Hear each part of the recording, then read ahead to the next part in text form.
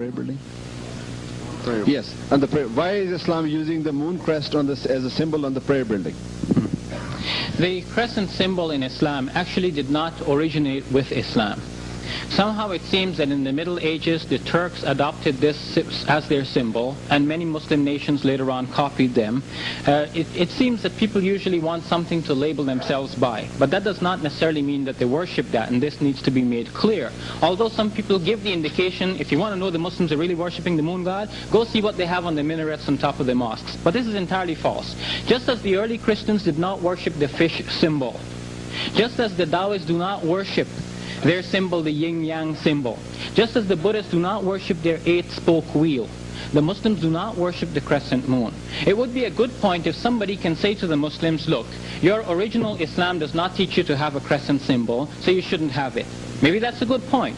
But to say, look, you've got the crescent symbol, that means you're worshipping moon god, that's entirely false. The farthest thing from any Muslim's mind is to worship anything other than Allah, the one God of Abraham, whom Jesus said that they may know you as the only true God, and that they may know Jesus, your messenger, as Christ.